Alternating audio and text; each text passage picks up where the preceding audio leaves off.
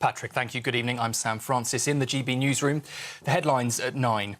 Millions of train passengers are set to pay more for their tickets from next year, with a hike in fares of nearly 5%. The Department of Transport has confirmed that regulated rail fares in England will rise from the 3rd of March. Train companies, though, can set their own ticket prices on unregulated fares. The increase is based on inflation, but it's been capped by the government at 4.9%. Passengers say it just adds more financial pressure. Already the trains are striking on that. We pay enough and we don't get the service that they should be delivering. I mean, it makes sense because everything's going up, but, it's not good news. I think they've got to get their act together first before they start thinking about putting prices up yet again. I'm not looking forward to it because we do use public transport quite a lot and trains, so it's going to be a bit rough on the bank account, but, I guess we'll just have to live with it. It's how things are going nowadays. Well, that news comes as rail passengers are facing yet more travel disruption as they try to get away for Christmas. Disruptions continuing with long queues for cross-channel journeys and train cancellations across the country. In the capital, Paddington Station is closing for 4 days from Sunday. Heathrow's also set to be exceptionally busy. The airport's expecting more than 250,000 passengers over the Christmas break. And motorists are also being affected by delays, with the Port of Dover saying it's taking around 90 minutes to process cars with pre-booked tickets. Well, the earnings threshold for people who want to bring family members to the UK on a visa will be increased to almost £39,000, but not until 2025. The timeline comes after the government was criticised by some Conservative MPs for reducing the figure to £29,000. The Prime Minister has defended the plans to increase the earning threshold in stages, saying the move will make an immediate impact to bring down net migration. We're increasing the salary threshold significantly, and we're doing exactly as we said we were doing it. We're just doing it in 2 stages. So we'll go up in a few months' time, and then it will go up again the full amount in early 2025. So it's exactly what we said we're doing. We're just phasing it over the next year or so. Elsewhere, the Foreign Secretary, Lord Cameron, has described tonight's UN vote as good news. The Security Council has passed a resolution to increase humanitarian support for civilians, but they stopped short of calling for an immediate ceasefire. The US and Russia both abstained from the vote. Well, here in the UK, a British student who built a drone for the so-called Islamic State terror group has been jailed for life with a minimum term of 20 years. 27-year-old Mohammed Al-Barid used a 3D printer at his home in Coventry to make the device that was designed to carry a bomb or chemical weapon. On sentencing, the judge described him as manipulative and a committed extremist who built the drone to cause horror and destruction. The UK economy is at risk of falling into recession after revised figures showed it performed worse than was expected in the 3rd quarter. Rather than flatlining, the economy contracted by 0.1%. If the economy shrinks for a 2nd consecutive quarter, it will enter what's known as a technical recession. And the countdown to Christmas #1 is over, as Wham have made UK chart history. Their single Last Christmas has been awarded the prestigious Christmas #1 title. The hit song reached the top spot 39 years after it was released in 1984, with more than 13 million of us streaming it over the past week. That's the latest from the GB newsroom. For more, we're on TV, online and digital radio. This is GB News.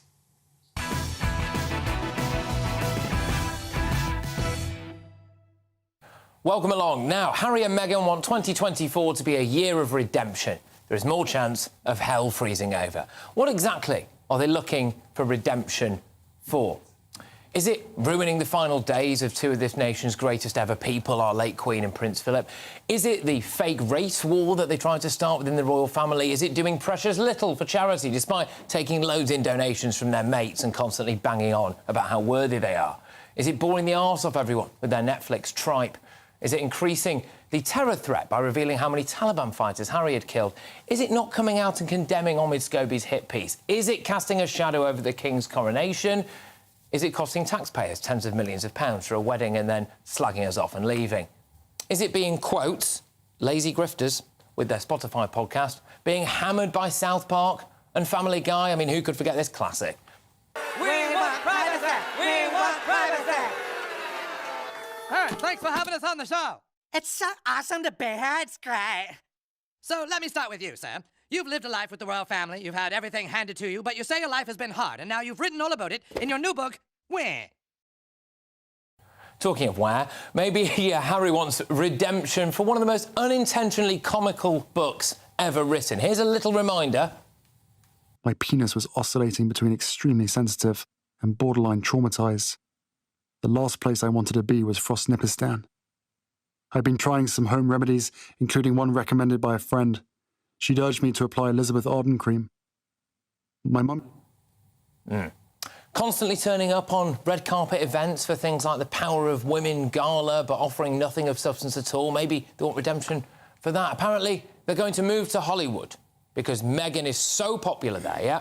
All right, about as popular as a fart in a lift. They've just been named Hollywood's biggest losers, haven't they?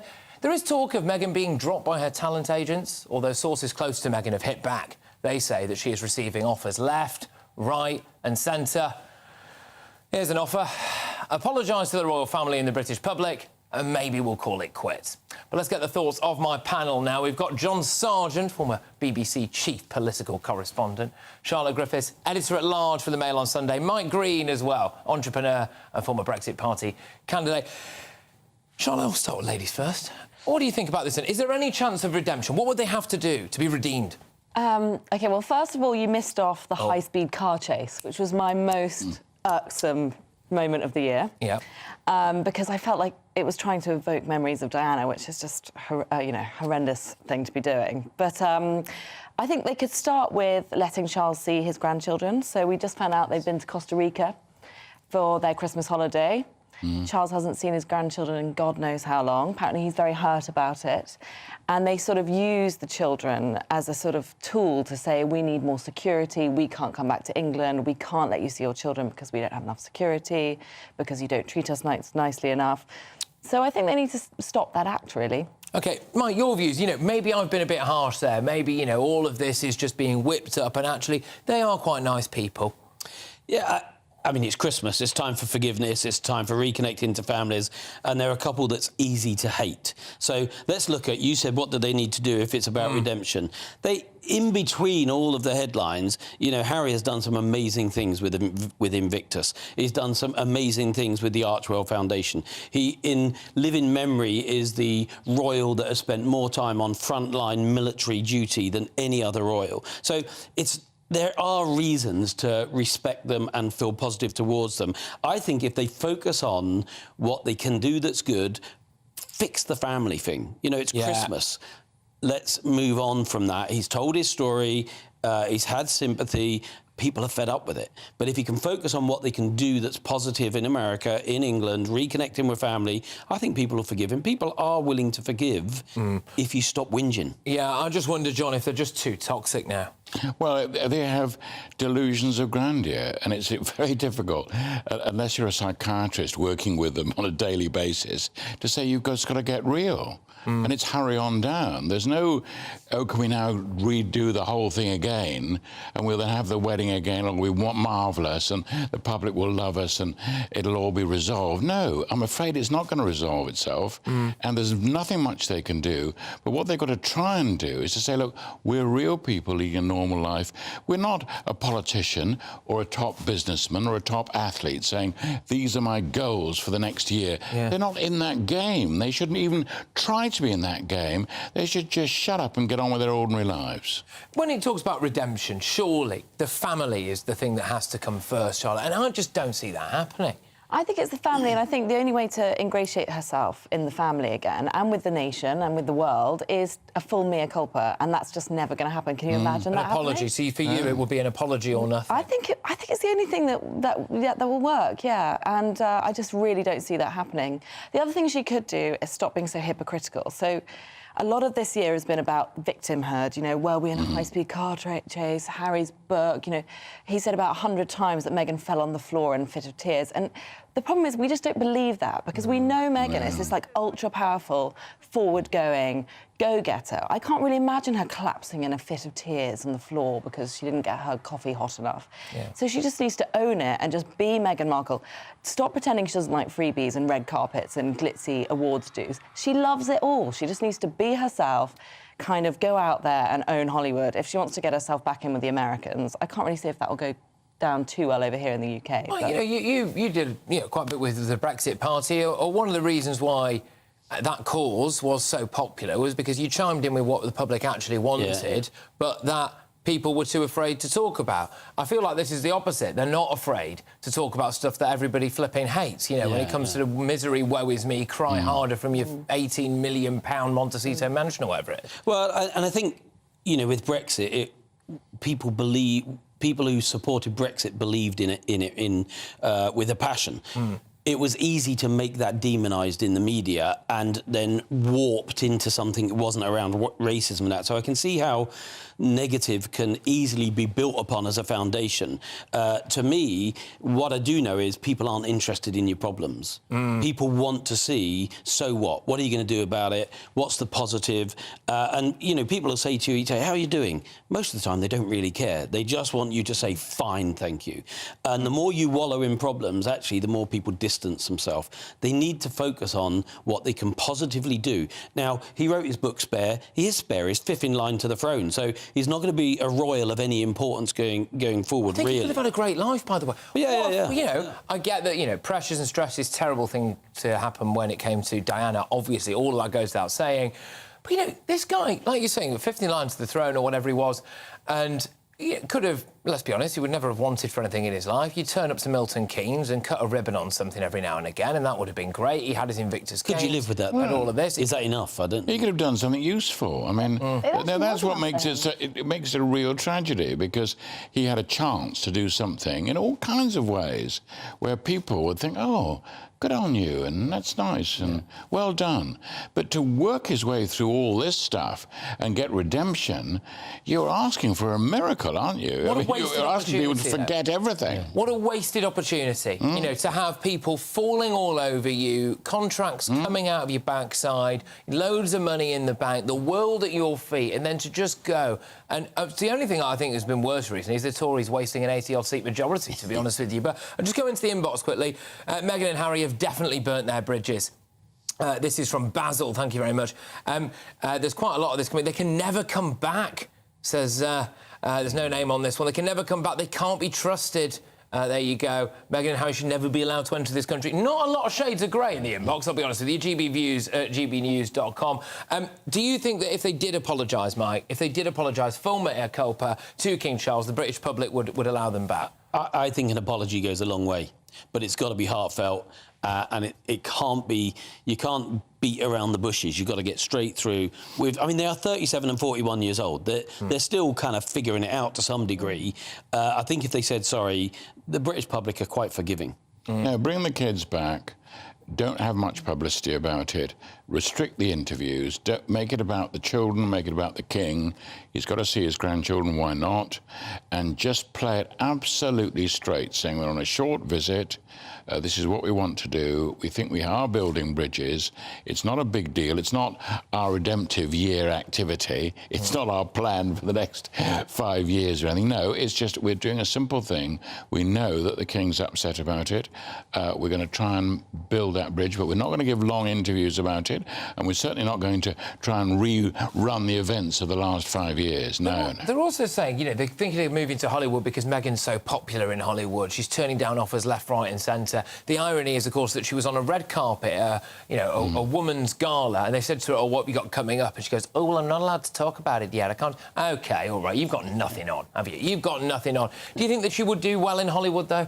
I think, well, a lot of these things she's been offered are speaking gigs, which she actually is very good at. She's very, very good at talking about herself, and she's very, very confident on the stage. So she's been offered lots of speaking gigs, which is a slightly different thing. But she has got a couple of projects coming up with Netflix. Well, we wait with bated breath. Look, we're off to a flyer. Thank you very much. Now, still to come, after yesterday's devastating events in Prague, we will ask a forensic psychologist what could possibly drive someone to commit one of these mass shootings. We're trying to delve into the mind of a maniac. Alison Malach, the director of Equality and Diversity UK, is still to come as well, because this is a step in the right direction. The University of Bradford has decided to provide scholarships specifically for working-class white men. And Labour leader Sir Keir Starmer, well, he was in military garb this week on his visit to Estonia. But was that fitting attire for our potential future Prime Minister, or a pathetic attempt to impress voters? Ross Clark will be here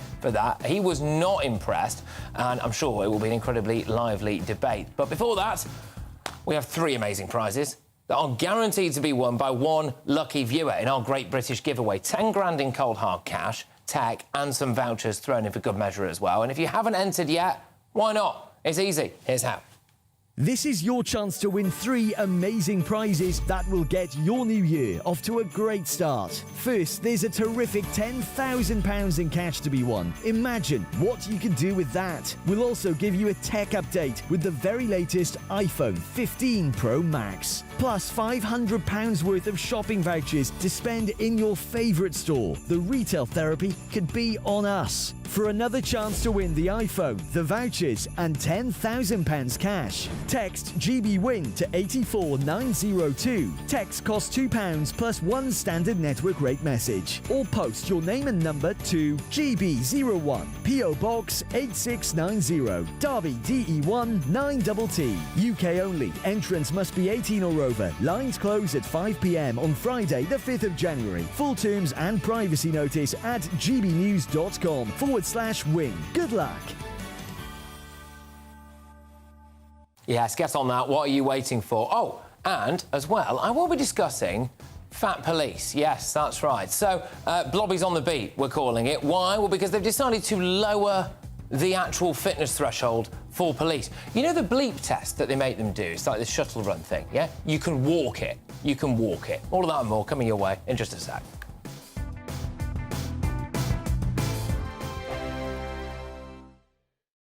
Join us every night on GB News at 11 p.m. for Headliners, which is 3 top comedians going through the next day's news stories, which is exactly what you need, because when the establishment has gone crazy, you need some craziness to make sense of it. Headliners. You don't have to bother reading the newspaper. We've got it covered for you. Every night at 11 p.m. and repeated every morning at 5 a.m. We won't send you to sleep like some of the other paper review shows out there. So join us 11 p.m. every night on GB News. The People's Channel, Britain's news channel. I think the most exciting bit for me is talking to people. People who I think are ignored often by the major news channels.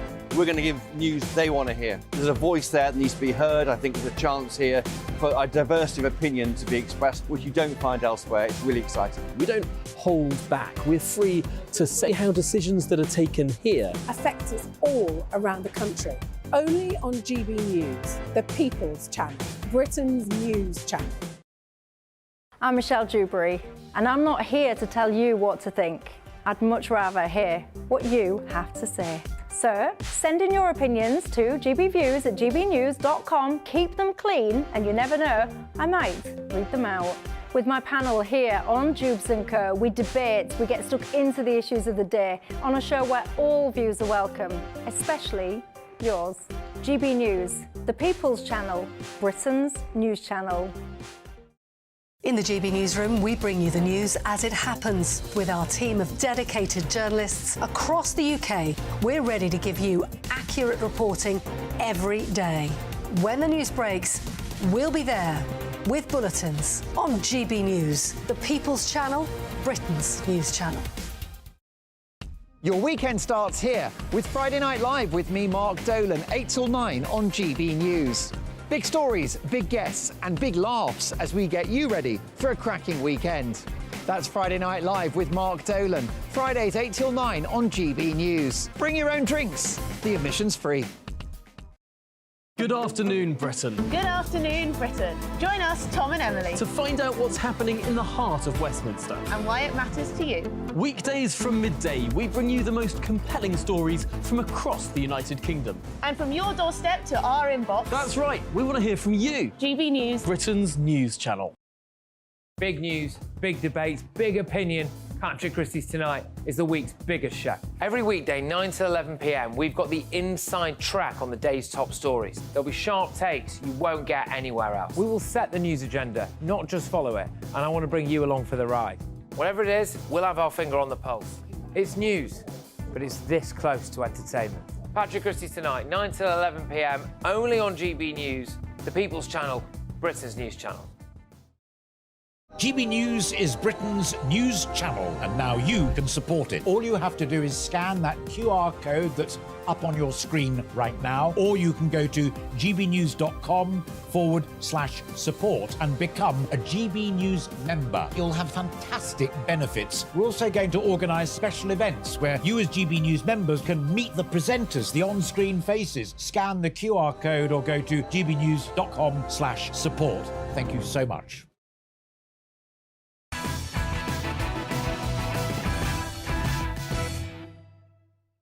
Right, so a senior police federation representative has raised eyebrows after suggesting that the police fitness test should be made even easier. Emphasis on the word even there. As it stands, I am not sure we are dealing with a bunch of elite athletes, OK? Here's a little look at this. Go on, mate. A bit more power. A bit higher. A bit higher with Lockies. No. A bit higher with Lockies. No. Mate, do me a favour. Go away. All right, a bit higher. Mate. A bit more higher. Go away. A bit more higher. Go away. Mate, you're being absolutely no use. A bit more higher. A bit more higher. A bit more higher with Lockies. Right, OK, so that's where we are. Now, they're going to do things like reduce the bleep test for them, so they're going to have to essentially be less fit. They've already removed things like a strength and conditioning aspect to it. To discuss these new plans, I'm joined by Graham Wetton, who retired as a policeman, is now author of How to Be a Police Officer. Graham, thank you very, very much. So what do you make of plans to reduce fitness tests? What's really going on here? I think actually the aptitude to be a police officer needs to be more up here than down there running. There should be some form of fitness level or fitness test, but that should be based on the role you're doing. And not every police officer is out running around and needs to be as physically fit to do the fitness test. It was 5.4 on what's called the bleep test, which is basically a shuttle run, up and down for about 12 to 15 minutes, not very challenging at all. The suggestion now is to bring it down to about 3.7, which is no more than really a brisk walk. And it's very, very low. By the same token, not every officer needs to be able to do that, because you've got such a variety of roles in policing that the ability to run and chase after somebody isn't a requirement for every single person in the police service. Yeah, OK, all right. But, I mean, for some people it is, and for many people it is, and the idea that your bleep test can be taken down to 3.7 or whatever, I mean, you can walk that. The criminals aren't getting any slower, are they? No, they can't, but I think if you're going to be operational, most officers I know would keep a level of fitness that would take them way above that anyway. It's basically just a check test when you first turn up, that you can run between 2 points up to about 3.7, or as it currently is, 5.4. Some forces want to keep it at 5.4, so they've almost like decided themselves that, albeit the level has now been lowered to 3.7, they still want to increase the level of fitness for officers, which is fine. But being physically fit isn't a requirement for every single officer. You need a lot more mental ability or mental astuteness than actual physical fitness. Running from point A to point B doesn't mean when you get there you know what to do and what to do with the person you then got hold of. Yeah, as I understand it, though, they'd already done things like roam back on strength tests, etc. Is there not a feeling like we're just reducing ourselves to the lowest common denominator? I think there's been, across the board, I think when you look at recruitment of police officers over the last few years, I think across society, and maybe across society in a wider portion, there's a general lowering of fitness levels for some, and policing has to go with society. So if people aren't as physically fit or as physically quick as they used to be, because the generation that we're attracting now spends a lot of time on computer games, sitting indoors, not actually doing a lot of physical fitness. That's not everybody, but I think a wide percentage of, I've got a 22-year-old or so, and he's only just recently started doing any sort of physical fitness at all. So I think there's a generation that spent so much time indoors, they're not actually physically capable to do a lot of the demands of physical training. But policing is such a wide and diverse occupation, you don't need to be able to run from point A to point B for 3 minutes and then do something. There's so many other roles in policing that it's more mental agility than physical ability. All right, OK, Graham, look, thank you very, very much for your expert insider analysis there. That is Graham at Wetton, who's a retired policeman, author of How to Be a Police Officer. I'm going to reignite my panel on this. John, you are a lot more outraged about this than old Graham there. No, I'm sort of outraged, but also saddened, because what it means is certainly at my age, I remember the idea that there were police on the beat. And when we were kids, we would come to London and we were told by our parents, now, if you get lost, ask a policeman. And you'd expect to see a policeman there who you could then ask, where are we? What are we doing? You couldn't conceivably see a policeman. What you see is a police car roaring past with a blue light flashing. And this story, which may seem, in a way, not terribly important, it is very much a sign of our times, isn't it? Yeah. It's all very well for the retired policeman to say, oh, there are lots of jobs where you don't need to be fit. But at least you could say, but don't worry, there are lots of people in the police force who are very fit. And if the answer is, oh, no, they're not, people like me are thinking, oh, for goodness sake, they should be trained, they should go on the beat more, and they should be physically fit, so that if someone races past them, they can chase after them. If these people aren't there, or saying, no, it's because when I was younger, I was doing computer games and I just like sitting in a car. You think, well, I'm sorry, you shouldn't be in the police force. I'm sorry. No, indeed. I mean, we have some absolute horror shows of stories that broke a couple of years ago about police recruits, their mums phoning to say that some of the training was too hard for them. One of the guys had a comfort animal they used to bring with them. Thankfully, I don't think those people made it through. One former police officer is quoted as saying this: in 1991, the fitness test for entry into the police consisted of running 1.5 miles within 15 minutes, regardless of sex or age. I mean, we're quite literally going backwards or rolling down the hill here. Yeah, I think you've definitely got to run. And now we've got electric scooters. And, you know, if somebody nicks my handbag and they ran off down the street, I'd hope that a policeman would catch sight of it and run off after them. And if one of them said, oh, I'm sorry, I'm not actually usually the one that does the running, so I don't need to be physically fit, I'd be really pissed off. I'd say, well, divert your attention. Have a go at running after this criminal, please, because that's what police do. Yeah, I mean, you know, all right, I understand that hardened, gun-toting criminals out there probably aren't that afraid of any police officer, but it would be nice if some people didn't look at them and think... But these hardened criminals are also working very hard, pinching things, and so they are very fit. Yeah, they are.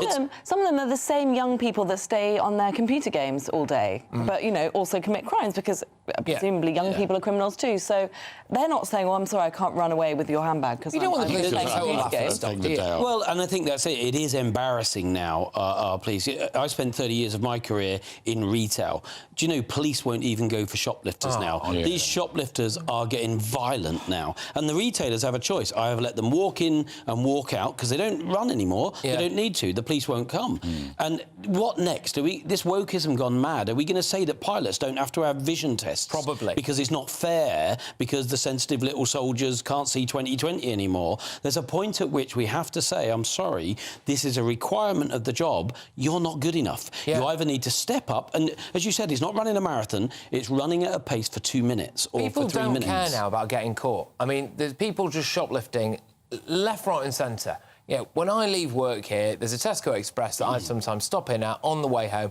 Every single day that you're in there, there's like, you know, 2 people stood by the door there, security guards, and someone filling up a bag of something and they're off. The other night I went to stop in there and they'd shut it because too many people were nicking things. You've got security guards, CCTV, it's a regular thing, and people don't care. There's no fear anymore, John. No, and there was some incident where a policeman was asked, you know, you were in the area, why didn't you go after this emergency? He said, oh, I didn't want to get involved. This is the policeman. Really? Nearby. You think, oh, you know, I might have to run. I might have to do something. It could be dangerous. No, but I mean, the whole thing has become that they should really go back to actually what are you doing and why? Yeah. And to say there are lots of policemen that don't do this, or there are lots of ones who are tied up in offices and all that kind of thing, OK. But there are an awful lot of people who should be ready to go. But is this really about, you said blobbies on the beat, is this really about some of them are quite fat and nobody dares say anything, so Well, they've had to probably. bring I it mean, you down. probably get done for a hate crime. The police would ironically probably arrest you for a hate crime there, even maybe just for thinking about it in the comfort of your own home these days. But we're going to have to press on, I'm afraid, because still to come. After yesterday's devastating events in Prague, we will ask a psychologist what could possibly drive someone to commit these mass shootings. Is it an American import into Europe? What's really going on here? But it doesn't look like it's going to be a peaceful Christmas for the government. We've got all the news on their latest U-turn on immigration. Yesterday, we had the salaries, OK? Today, it's emerged that it looks as though they're not going to be doing an update to the graduate scheme or to the skills scheme either. It begs the question, what the flipping heck are they actually doing? And Labour leader Sir Keir Starmer cut a dash in military garb this week on a visit to Estonia. Why has this caused so much controversy? All right, Ross Clark, military expert, Michael Crick as well, journalist extraordinaire, will be going head-to-head on this in a lively debate. Don't miss out. Wake up to the headlines with Headliners every morning at 5 a.m. We treat you to the day's biggest stories before anyone else, 7 days a week. You can catch up on everything you need to know before you've even had your kippers. Headliners every morning at 5 a.m, only on GB News, the People's Channel, Britain's news channel. I'm Andrew Doyle. Join me at 7 o'clock every Sunday night for Free Speech Nation, the show where I tackle the week's biggest stories in politics and current affairs with the help of my 2 comedian panellists and a variety of special guests. Free Speech Nation, Sunday nights from 7 on GB News, the People's Channel, Britain's news channel. Big news, big debates, big opinion. Patrick Christys Tonight is the week's biggest show. Every weekday, 9 to 11 p.m, we've got the inside track on the day's top stories. There'll be sharp takes you won't get anywhere else. We will set the news agenda, not just follow it, and I want to bring you along for the ride. Whatever it is, we'll have our finger on the pulse. It's news, but it's this close to entertainment. Patrick Christys Tonight, 9 to 11 p.m, only on GB News, the People's Channel, Britain's news channel. Now then, Lee Anderson here. Join me on GB News on my show, The Real World, every Friday at 7 p.m. I'm not eating bloody cat. Are you Delicious. mental? Open your mouth. OK, here comes a train. Reminds me of the scene in Singing in the Rain. Adam, is that a good one? Whoa! Join me at 7 on GB News, Britain's news channel. What you get for breakfast is something that, if we do our jobs right, you will wake up to news that you didn't know the night before. It's a conversation. It's not just me and Eamon. We want to get to know you, and we want you to get to know us. From 6, it's Breakfast with Eamon and Isabel. Monday to Thursdays on GB News, Britain's news channel. Have a great Saturday night with me, Leo Curse, on this Saturday Night Showdown. It's a crazy world out there, so come and make fun of it with me, my panel of comedians, and a couple of people who actually know what they're talking about. This Saturday Night Showdown is your front row ticket to the clown show every Saturday, only on GB News, the People's Channel, Britain's news channel. Good afternoon, Britain. Good afternoon, Britain. Join us, Tom and Emily, To find out what's happening in the heart of Westminster. and why it matters to you. Weekdays from midday, we bring you the most compelling stories from across the United Kingdom. And from your doorstep to our inbox, That's right, we want to hear from you. GB News, Britain's news channel. GB News, unlike other broadcasters, isn't obsessed with the London-Westminster bubble. We think there's a nation beyond the M25, and that's why we talk about the issues that matter across the land. Join me on State of the Nation, 8 to 9 o'clock, Monday to Thursday, on GB News. Daisy's listening, and you should too. Every Sunday from 11. Join Michael Portillo. There'll be topical discussion, looking at the week before and the week to come. So kick back and relax at 11 a.m. on Sundays on GB News with me, Michael Portillo. GB News, the People's Channel, Britain's news channel.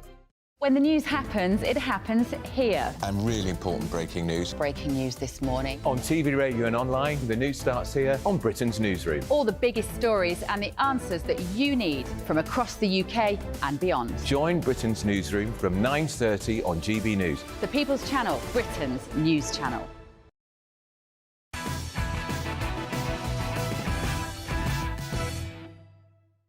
Welcome back. It's time now for our head-to-head.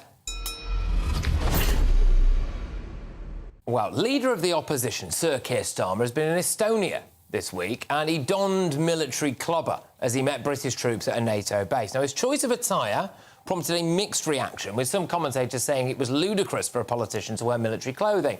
Not that it would be the first one, of course. Here to discuss this, I am joined in the studio by the broadcaster and journalist Michael Crick, and down the line we have got Ross Clark, who wrote about this for The Telegraph this week. Good evening, gentlemen. Thank you very much for joining me. Look, Ross, I'll start with you, because you've obviously teed off on it. You think it's a disgrace, do you? I think, well, I mean, let's be honest, as you just said, he's not the only politician who's appeared in military garb. Boris Johnson, Liz Truss and so on have done it. But you think, what is the point? Why are they doing it? I mean, they go to hospitals, they don't dress up as nurses. They go to factories, they might have to put on an HV vest, but they don't dress up in boiler suits and sort of impersonate the people they're visiting. But why do they feel they've got to do it when they go and see military? I mean, are they sort of trying to fulfill some sort of childhood ambition to be a soldier or something? But I think there's a very serious point in that, there's one thing, the photo shoot is one thing, but Keir Starmer actually gave an interview dressed in this military flak jacket or whatever it was, on a subject of international importance. He was talking about calling for a ceasefire in Gaza. And, it's not appropriate for a British politician to make that sort of kind of interview by wearing military garb. I mean, you'd think he's trying to give the impression that he's sort of Idi Amin. He's sort of had a military coup and he's now in charge. He's thrown Rishi out of power or something. It's sort of... All right, OK. I'll bring Michael into this. I mean, it was only the other day Keir Starmer said, I wouldn't be afraid to press the big red nuclear button if it was Peter. I mean, who does this guy think he is? Well, I mean, this is a trivial issue, really, but it is also a very, very serious issue. The trivia is about whether he wears military garb or not. And as Ross and you have both said, loads of politicians have done it. Nearly always they're politicians in power, defence secretaries, foreign secretaries, prime ministers, presidents and so on. Maybe he's jumped the gun a bit here. But what he's really trying to say is that Labour are serious about security and defence and membership of NATO and looking after Ukraine and continuing that, because we've got all these elections next year, and the biggest election of all is in the United States, and we've got the prospect of that absolutely mad monster Trump coming into power and withdrawing from NATO or severely weakening NATO and going back on America's commitment to the Ukraine. And those would be two extremely serious issues, more serious really than anything else in either election campaign here or in the United States. OK, Ross, he was just trying to show that he's a Prime Minister in waiting and he should be taken very, very seriously. Well, I'm sure that's what he was trying to do. The thing is that he knows, and we all know, that military defence is traditionally quite a weak spot for the Labour Party. And remember, don't forget that last election, 2019, Keir Starmer was there supporting Jeremy Corbyn, a candidate who certainly wouldn't be pressing the nuclear button, who would have run down British forces, would not have been able to bring himself to put British forces into action possibly anywhere. And absolutely. I think, Keir Starmer is probably trying to sort of wind that down and say, no, Labour's behind the military. But, I think you've got to look at the optics of this when you're giving interviews which are going to go around the world. And, Britain is not a militaristic country. We don't have a military junta in power. We have a civilian government. And, you showed that photograph of Mrs. Thatcher just now driving the tank. OK, it was a photo shoot, but she was not in military gear. She was a rather fetching sort of outfit and headscarf and so on. She was saying she is the Prime Minister. She's not sort of trying to impersonate a squaddy. I think that's what Keir Starmer was doing. Well, I've had a couple of people here emailing in gbviews@gbnews.com say maybe he was just a bit cold. Yeah, to be fair, though, you're on your way to Estonia. You know what the weather's like there. No, Michael, he has got a problem, hasn't he? Because it's all very well and good talking Bertie Big Balls at the moment and saying, I'll press that big red button, I'm on the side of the military. But he did try and get Jeremy Corbyn elected not once but twice. And we all know how he feels about nukes and, frankly, Britain's army. I would argue maybe Britain in general, Michael.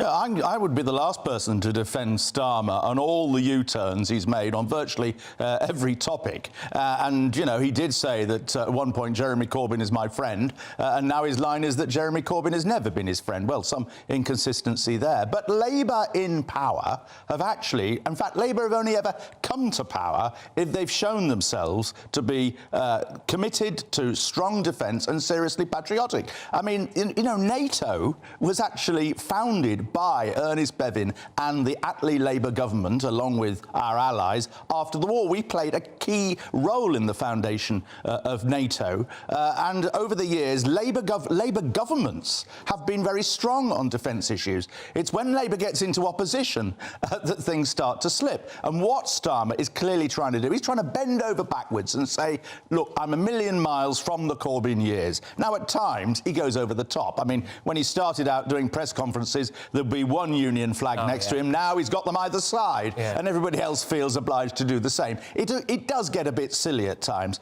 but the point that Starmer is trying to make here is that we are strong on defence. You don't need to worry about us.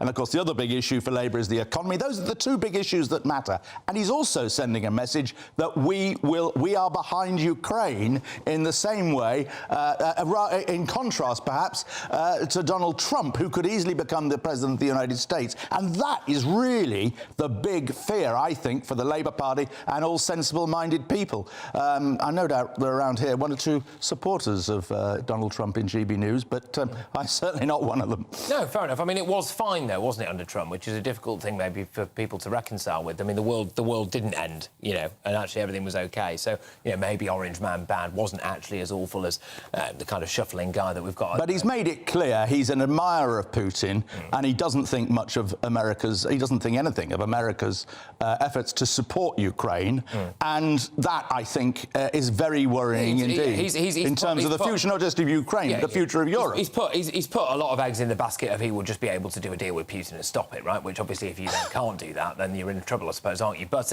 final word over to you on this, Ross. Look, do you think Starmer actually would be strong with the military? I mean, again, under 13 years of a Tory government, to be fair, the military is pretty weak at the moment. You know, we hear stories every day. I do stories all the time about, you know, poor military accommodation, about the state of our Navy, for example, all of this stuff. Maybe things could only get better under Labour.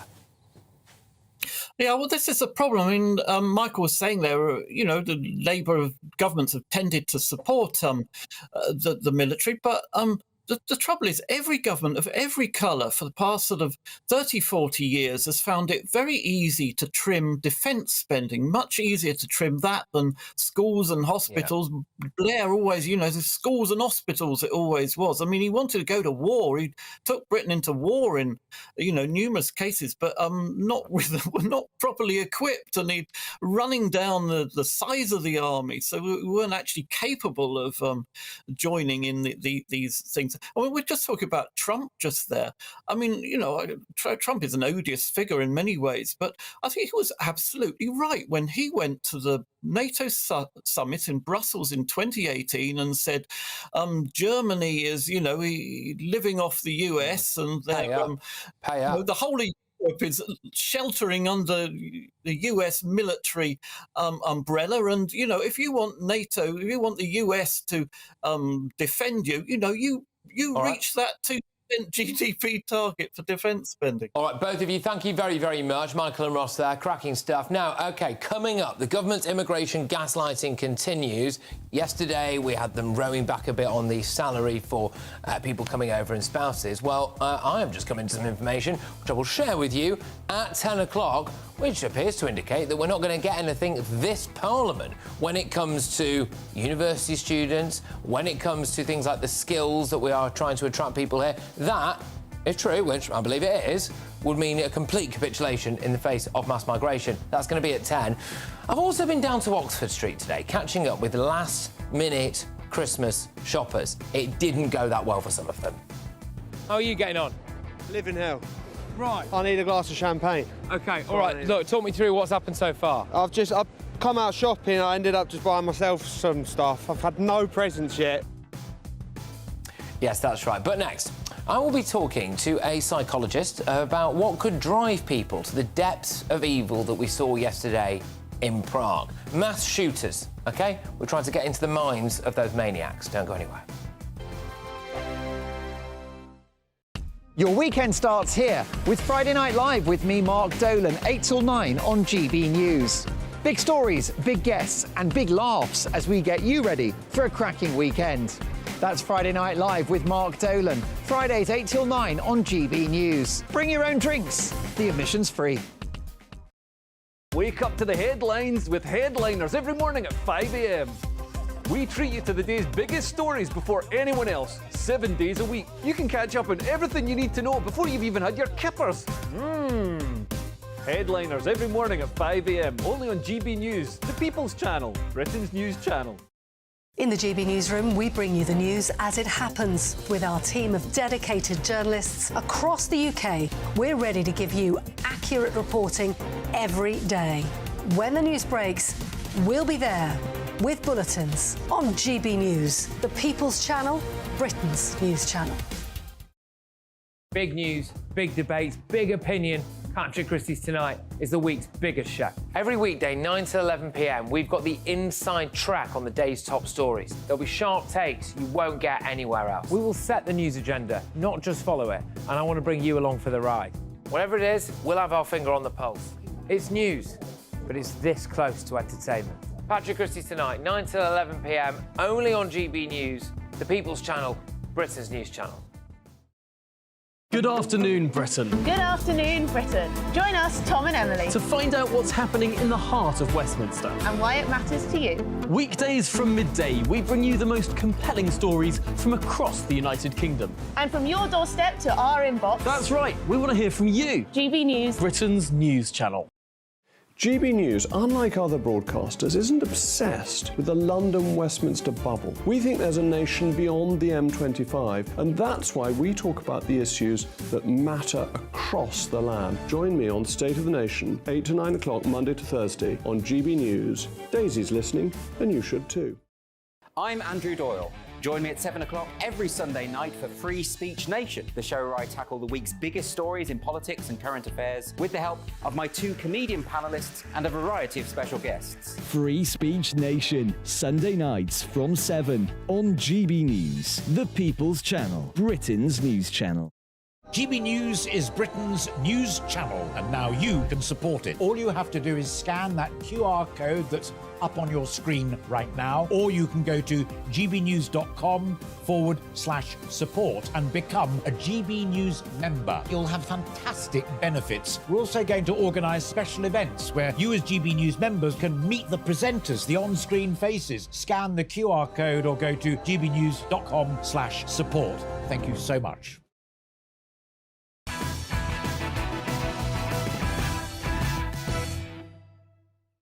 The most entertaining pay-per-view anywhere on telly coming up a little later on with all of your front pages. But first, we're still reflecting on yesterday's horrifying news from the Czech Republic. A gunman killed 14 people in the capital of Prague before shooting himself at the scene when he was surrounded by police.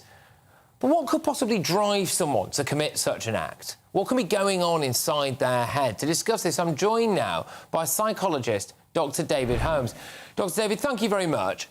What fuels these people? What goes on? These kind of people that want to do these mass shootings. Well, what's the kind of profiling here? Well, basically, they're usually young. They're usually male. Although it's quite interesting to note that the guy from Prague's main inspiration, the tipping point, if you like, for pushing him forward into actually carrying out the killing was, in fact, a lady, a young schoolgirl of 14 in Russia, who actually turned around and shot 5 of her colleagues. 1 died, and then shot herself. It's fairly unusual. It's the first case I've come across where it's been a female. So generally a male, generally a bit of a loner, sometimes a bit of a loser, somebody who's susceptible to conspiracy theories. And most important of all, the elephant in the room is that they have guns and access to guns. And this guy had at least 8 licensed firearms. And we are talking kind of the large, long-range, type gun, which is really only for taking things out. Yeah, no, I mean, there was some really quite harrowing footage, which I'm hoping we might be able to show in a minute or two, of people running away and things like that, and obviously just an absolutely terrifying scene. But do things like this get triggered very early on in people? You know, can you almost profile someone quite early in their life and say this person's, you know, going to do something a bit like this? Well, you can often for kind of like, you know, upfront killers that will, you know, face off one person or go on a serial killing hunt for individuals. But the kind of more cold-blooded, drawn-back school shooter stereotype, if you like, it's far more difficult to actually spot early on. There are kind of red flags that you can see. They do tend to be loners. They tend to keep to themselves. They tend to harbour these kind of ideas of kind of strange grandeur things. Sometimes you can detect them on the internet because although they're very shy and won't actually talk to other people much, they will actually be fairly prolific online of recent times anyway. They won't actually put up with very much contradictory information. However, you can get an early detection of these individuals. In fact, this guy was online saying he was going to do a school shooting many, many months before he actually carried it out. Do they disassociate themselves from the crime? Because one thing that I don't quite understand, apart from all of it, actually, really, is more often than not, they end up taking their own life at the end of it. Look, why don't they just do that to begin with and save a load of people's lives? Well, it kind of like very simplistic reasoning on our behalf, but I'm afraid the way they see things, they are the central character in a film which they are enacting. And often because of like podcasting and the online business in general, they often can actually see that as a reality as they actually create a film for themselves. I mean, there's a guy with a chest camera and what have you, who carried out shootings. So in a way, they're in a kind of insular. It's them and us. There's a very clear dividing line between the outside world and them. They kind of like are separate. They're in an isolated bubble. They make the decisions, and their decision often is to take their own life at the end of it. Sometimes they may actually kind of go, you know, I don't really want to do that, you know. But they will go through with it because they've planned it. It's all part of the film score that they've written themselves. Is this going to be an increasing import from America, do you think, that we're going to see more of in Europe and the UK? What do you reckon? My thinking is that it will spread a bit more. Unfortunately, there's a very strong copycat situation going on here, where young kids see this, you know, going on in America particularly, and they think, well, I could do that, you know, I want to do that. And in this particular case, the guy was actually inspired more by Russian shooters than he was American. However, America is the heartland of it. It really is. And you have to, again, the elephant in the room, the gun laws, the right to bear arms in America, same as in Czechoslovakia. They also have the same rule.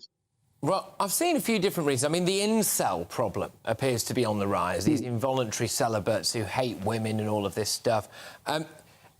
What tends to be, or is there, a kind of common trigger for these people? You know, is it like being abused when you're growing up? Or is it, you know, a bad experience with a teacher when you're growing up? Is it, you know, finding out that maybe you're not particularly attracted to the opposite sex? I mean, it strikes me that a lot of these people, you know, clearly are very angry at the world for something, aren't they? Very often. There's a lot of resentment. The resentment isn't particularly realistic. They see themselves as failing in other people's eyes, and they resent other people for that. They blame other people for that. It may be, as you say, the teacher that clips him around the ear. It may be the girl that's let him down or told him that he's ugly or whatever, so that he actually begins to feel that inferiority. Whereas most people kind of man up, if you like, and try and sort of change themselves. These guys want to take it out on society. It's your fault. I'm going to do, you know, something against the people that call me names, you know. And it's unfortunate that if they're allowed to harbour this, if they're allowed, if you like, to stew over this over the years, then this is where the real danger signs come. And if they have arms, they can walk into a school of unarmed children and they can do what they like. The biggest, I mean, you kept coming back to it there, and you're absolutely spot on, is thank God we don't have as many guns here as they have in other countries, because it would be a massive problem. Dr. David, thank you very, very much. Psychologist Dr. David Harms there. We haven't just about got enough time to go to the panel, unfortunately, but don't worry, you'll be seeing a lot more of them in the next hour, because the government has been gaslighting us when it comes to immigration. Yep, we had the salary row back yesterday, didn't we? Well, it looks as though they're going to go soft on students again, and also as well when it comes to a variety of other things, such as it's emerged that we haven't even started talking to aeroplane companies about flights to Rwanda yet, which, I mean, good grief. We'll have Patrick's press pack at 10:30, which will give you a sneak peek at all of tomorrow's front pages and find out what happened when I went to Oxford Street to speak to blokes who've let their wives down. That warm feeling inside from Boxed Boilers, sponsors of weather on GB News.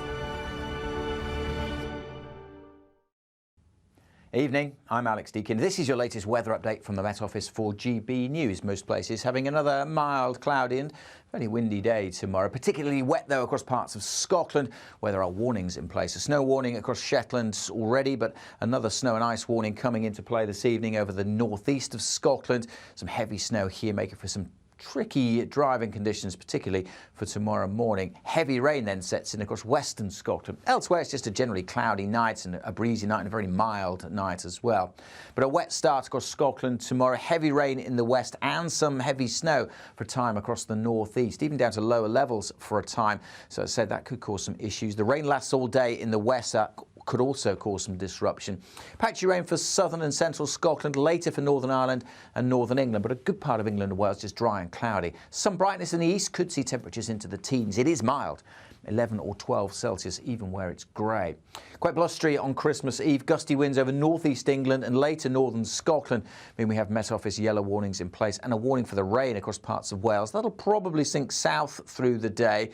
Some brighter spells, but for many, Christmas Eve weather doesn't look brilliant.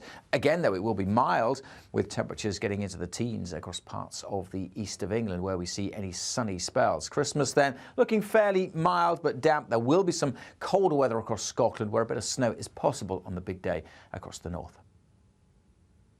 Looks like things are heating up. Boxed Boilers, sponsors of weather on GB News.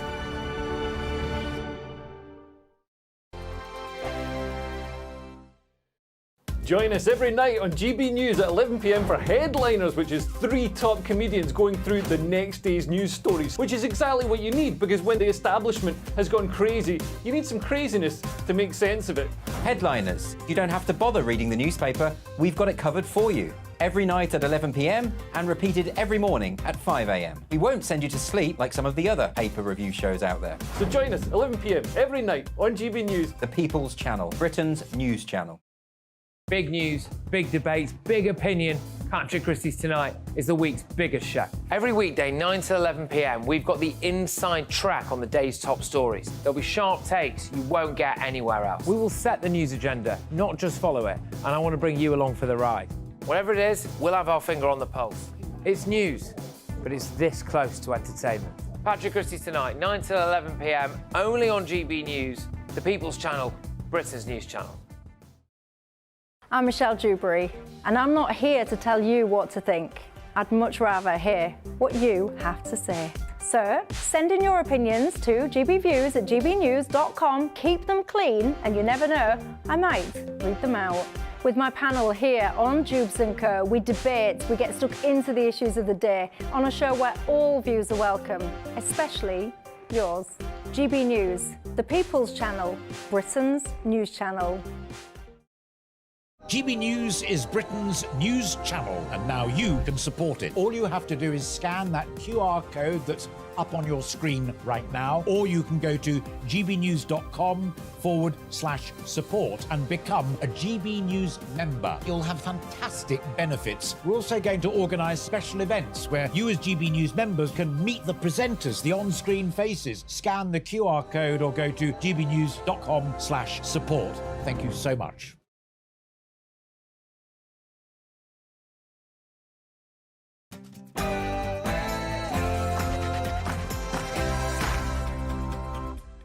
It's 10 p.m. and this is Patrick Christys Tonight. How are you getting on? Living hell. Right. I need a glass of champagne. OK, all right, look, talk me through what's happened so far. I've come out shopping, I ended up just buying myself some stuff. I've had no presents yet. Yeah, I went to the busiest shopping street in the country on one of the busiest shopping days of the year to speak to stressed-out men about how badly they've let their wives down. Also, we have live footage now from the Home Office on the government's immigration policy.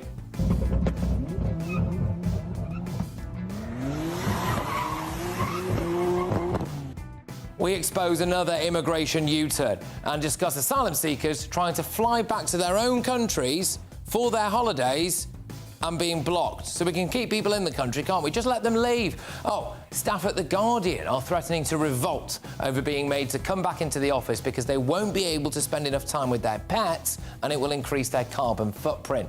The woke from home culture really is stepping up, isn't it?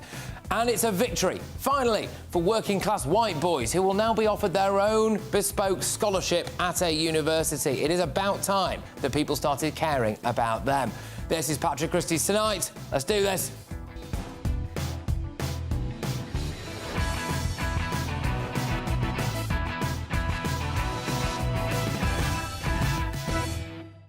Yes, OK, and of course it wouldn't be a proper show without my wonderful panel tonight. We have got John Sargent, The Institution, we've got Charlotte Griffiths, the editor-at-large at the Mail on Sunday, and we've got Mike Green as well. Good, staunch Brexit backer. Email me now, though, should we let asylum seekers go home if they want to? gbviews@gbnews.com. And can you guess what happens next here?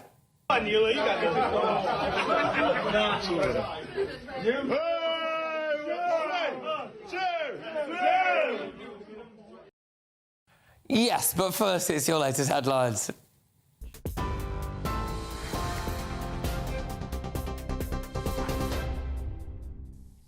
Patrick, thank you. Good evening. I'm Sam Francis in the GB newsroom. The headlines at 10. Millions of train passengers are set to pay more for their tickets from next year, with a hike in fares of nearly 5%. The Department for Transport has confirmed that regulated rail fares in England will rise from the 3rd of March. But train companies can still set their own ticket prices on unregulated fares. The increase is based on inflation, but it's being capped by the government at 4.9%. Passengers say it just adds more financial pressure. Already the trains are striking on that. We pay enough and we don't get the service that they should be delivering. I mean, it makes sense because everything's going up, but, you know, it's not good news. I think they've got to get their act together first before they start thinking about putting prices up yet again. I'm not looking forward to it because we do use public transport quite a lot and trains, so it's going to be a bit rough on the bank account, but, you know, I guess we'll just have to live with it. It's how things are going nowadays. Well, the minimum income requirement for people who want to bring family members here to the UK on a visa will increase, but in 2 stages. First, the lower figure of £29,000 will come into force in the spring of next year. Then the £38,700 threshold will be introduced in 2025. This new timeline comes after the government was criticised for reducing the requirement. But the Prime Minister has defended his plan, saying it will still make an immediate impact and bring down net migration. We're increasing the salary threshold significantly, and we're doing exactly as we said we were doing it. We're just doing it in 2 stages. So we'll go up in a few months' time, and then it will go up again the full amount in early 2025. So it's exactly what we said we're doing, which is phasing it over the next year or so. A criminal investigation has been launched into the alleged abduction of Alex Batty. The teenager who'd been missing for 6 years returned to the UK last week after being found in France. He disappeared when he was just 11 years old. His mother, who wasn't his legal guardian, had taken him on a pre-arranged trip to Spain. Greater Manchester Police say they're investigating the case after interviewing the 17-year-old. A British student who built a drone for the so-called Islamic State terror group has been jailed for life with a minimum term of 20 years. 27-year-old Mohammed Al-Bareed used a 3D printer at his home in Coventry to make the device that was designed to carry a bomb or chemical weapon. On sentencing, the judge described him as a manipulative individual and a committed extremist who built the drone to cause horror and destruction. A woman has appeared in court charged with murdering her 4-year-old son in East London. Kezia Makaria is accused of stabbing Kobe, who was found with knife injuries at his home in Hackney. He was taken to hospital on Wednesday but later died. A post-mortem will take place next Thursday when his mother's also due to appear at the Old Bailey. West Midlands police officers' use of force in the course of their work has been underreported thousands of times.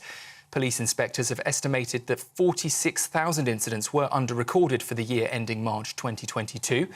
There were serious concerns about how the force investigates crime, protects vulnerable people and manages offenders and suspects. The force was previously placed under special measures after they had been ruled inadequate in 3 out of 8 policing areas. And the UK economy is at risk of falling into another recession after revised figures showed it performed worse than expected in the third quarter of this year. Rather than flatlining, the economy contracted by 0.1%. If the economy shrinks for a second consecutive quarter, it will enter what's known as a technical recession. This is GB News across the UK, on your TV, in your car and on radio. Now, though, it's back to Patrick.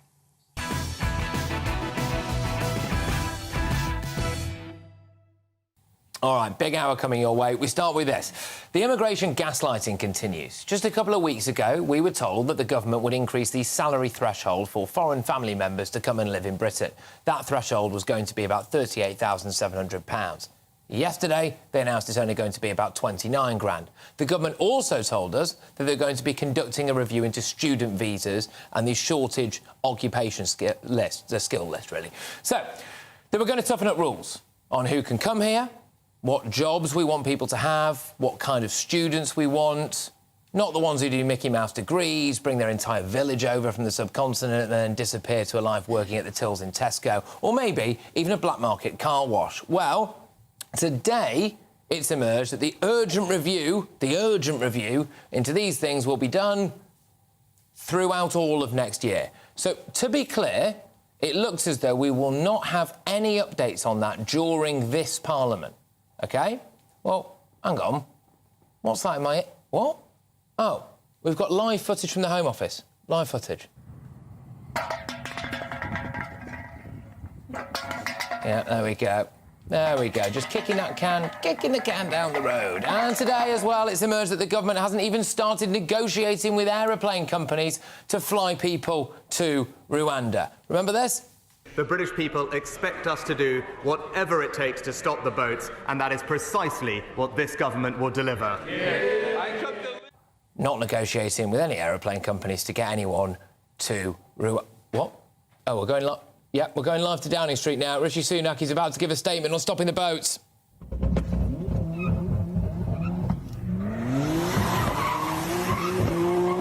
Massive U-turn, absolutely massive U-turn. It would make this Iron Lady turn in her grave, wouldn't it? To those waiting with bated breath for that favourite media catchphrase, the U-turn, I have only one thing to say. U-turn if you want to. The ladies not for turning. So here we are, just weeks on from devastating net migration figures and a loss in the courts over Rwanda, 2 massive statements from the government with new Rwanda bill, policies on cutting migration, and to be very clear, they have now rowed back on salaries. They are not due to give us any changes on students or skills before the next election, and they aren't talking to companies who could actually fly people to Rwanda. If the job of controlling our borders is too big for them, they should make way for a party that can. And let's be honest, I'm not really talking about Labour. But let's get the thoughts again of my panel. John Sargent, former BBC chief political correspondent, Charlotte Griffiths, editor-at-large for the Mail on Sunday, and Mike Green, entrepreneur and former Brexit Party candidate. As ever, we go to the ladies first. Charlotte, it does just appear as though they cannot be trusted on any aspect of migration at the moment.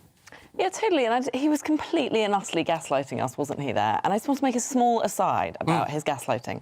He's not good at gaslighting, because if you saw him in that interview, he was looking up at the reporter, who was obviously much taller than him, and I know a lot of people are. He had a guilty expression on. He was looking like a schoolboy who had been caught in the middle of a trap, and he should have seen it coming for miles, because it was a clear U-turn, and I just think we've come to expect this from Rishi Sunak. So we will not have, over the course of this Parliament, unless something radical changes, which I would put 20 quid on that not happening, any update on the kind of students that they're going to allow here, a real significant salary increase for people bringing spouses over. And we will also not have an updated skills list. So we'll just kind of carry on as we are. That is not, to me, Mike, I don't think a party that is doing everything they can to get the numbers down. Well, absolutely not. And he keeps saying about stopping the boats, which they're not going to do either, but that's a small number relative to the legal migration we're talking about. And just earlier, GB News were reporting on the fact that we've got asylum seekers who are in fear of their own safety heading home for Christmas. So they're not that scared of their own safety, are they? When are we going to get control? It was the Tories at the beginning of this run with Cameron that said we'd get it down to tens of thousands. Last year, I know we're talking about net migration at 750, but it was 1.2 million people came here. And we can say we need the jobs, we need the nurses, we need the different people, but we've got 1.1 million healthy unemployed in this country. Surely we should get them working. And if we need nurses and that takes 3 or 4 years, maybe we should start training the people that are healthy unemployed so they've got a career, so they've got some work, and making it harder if they're not willing to work. I just think it's the lies, John, right? Because, you know, we did have those net migration numbers. Oh, it's too high, it's unsustainable. We've got to make a statement on this. So then he comes out, they wheel out James Cleverly, and he does his spiel there about how they're going to tackle it. It's a similar thing when it comes to illegal migration. And then yesterday at about 7 p.m, they tweeted something out which was a reverse ferret of sorts when it comes to the salaries for spouses, etc. And then I got sent something today by an MP who said, look, you know, this has been buried and you need to highlight the fact that we're not going to get an update this Parliament on the visas for students or on the skills list. I mean, they must think we're thick.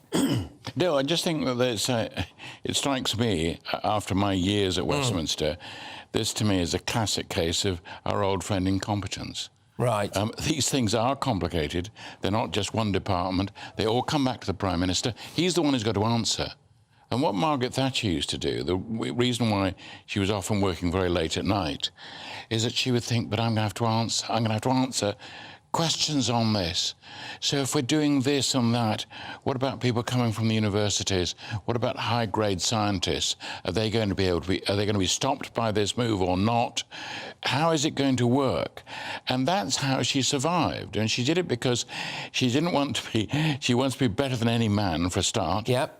She wanted to work very hard. She was often extremely nervous about what might happen the next day. And you feel all that sort of sense of, gosh, this is important, and we must make sure we do that.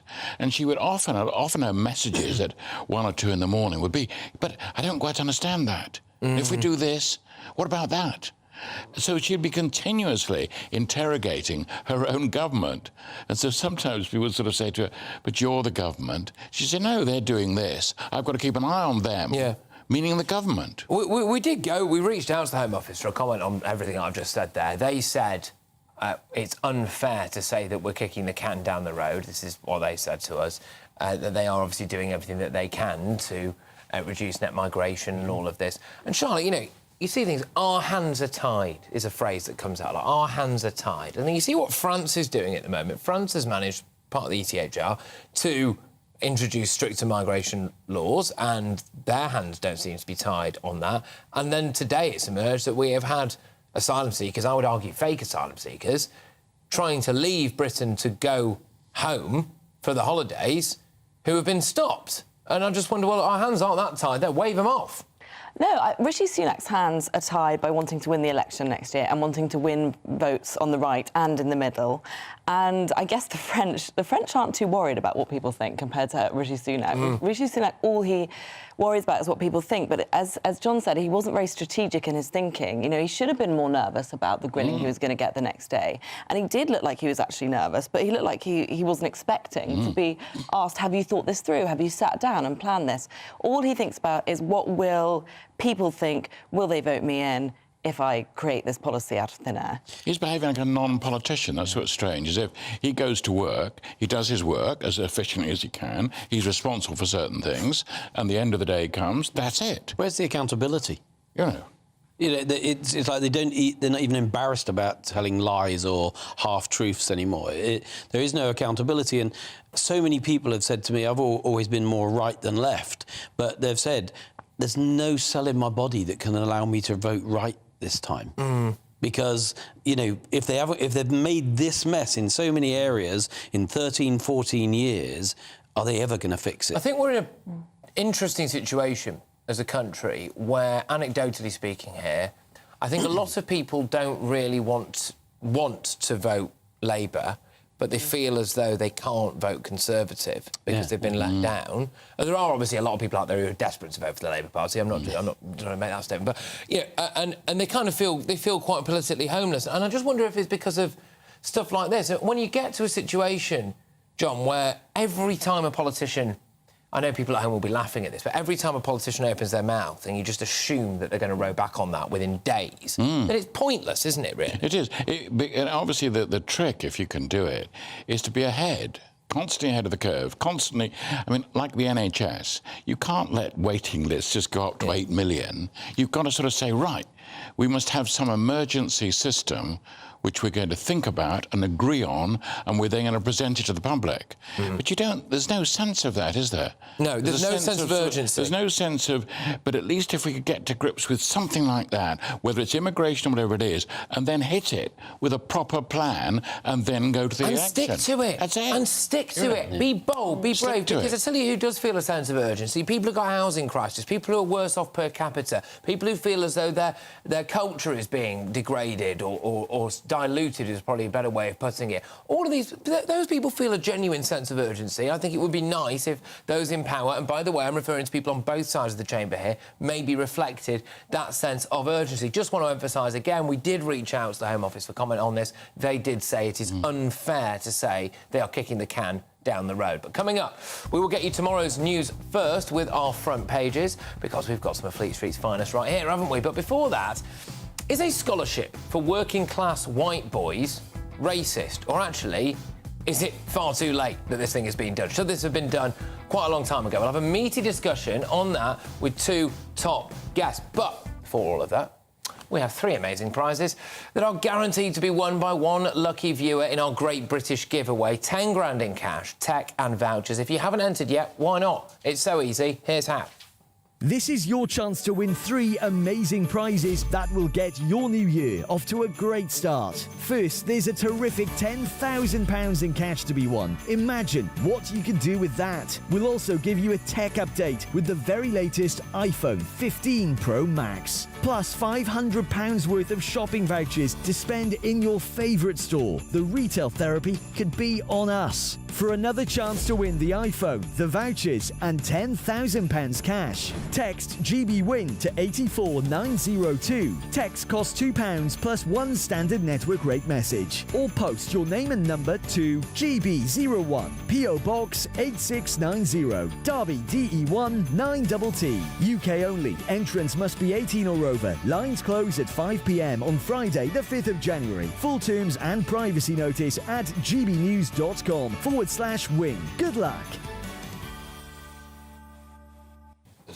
OK, so fantastic discussion coming up on a scholarship for working-class white boys. And don't forget, I have been down to Oxford Street to see what's happening. One of the busiest shopping days in the year. Men out in force, a lot of them incredibly stressed out, and I do not blame them. Don't go anywhere.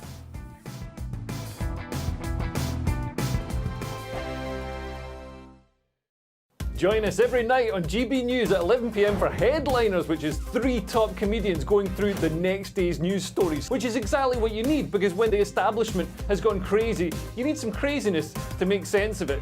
Headliners. You don't have to bother reading the newspaper. We've got it covered for you. Every night at 11 p.m. and repeated every morning at 5 a.m. We won't send you to sleep like some of the other paper review shows out there. So join us 11 p.m. every night on GB News. The People's Channel, Britain's news channel. I think the most exciting bit for me is talking to people. People who I think are ignored often by the major news channels. We're going to give news they want to hear. There's a voice there that needs to be heard. I think there's a chance here for a diversity of opinion to be expressed, which you don't find elsewhere. It's really exciting. We don't hold back. We're free to say how decisions that are taken here affect us all around the country. Only on GB News, the People's Channel, Britain's news channel. I'm Michelle Dewberry, and I'm not here to tell you what to think. I'd much rather hear what you have to say. So send in your opinions to gbviews@gbnews.com. Keep them clean, and you never know, I might read them out. With my panel here on Jubes & Co, we debate, we get stuck into the issues of the day on a show where all views are welcome, especially yours. GB News, the People's Channel, Britain's news channel. In the GB Newsroom, we bring you the news as it happens. With our team of dedicated journalists across the UK, we're ready to give you accurate reporting every day. When the news breaks, we'll be there with bulletins on GB News, the People's Channel, Britain's news channel. Your weekend starts here with Friday Night Live with me, Mark Dolan, 8 till 9 on GB News. Big stories, big guests and big laughs as we get you ready for a cracking weekend. That's Friday Night Live with Mark Dolan, Fridays 8 till 9 on GB News. Bring your own drinks, the admission's free. Good afternoon, Britain. Good afternoon, Britain. Join us, Tom and Emily, To find out what's happening in the heart of Westminster. and why it matters to you. Weekdays from midday, we bring you the most compelling stories from across the United Kingdom. And from your doorstep to our inbox. That's right, we want to hear from you. GB News, Britain's news channel. Big news, big debates, big opinion. Patrick Christys Tonight is the week's biggest show. Every weekday, 9 to 11 p.m, we've got the inside track on the day's top stories. There'll be sharp takes you won't get anywhere else. We will set the news agenda, not just follow it, and I want to bring you along for the ride. Whatever it is, we'll have our finger on the pulse. It's news, but it's this close to entertainment. Patrick Christys Tonight, 9 to 11 p.m, only on GB News, the People's Channel, Britain's news channel. GB News is Britain's news channel, and now you can support it. All you have to do is scan that QR code that's up on your screen right now, or you can go to gbnews.com/support and become a GB News member. You'll have fantastic benefits. We're also going to organise special events where you as GB News members can meet the presenters, the on-screen faces. Scan the QR code or go to gbnews.com/support. Thank you so much.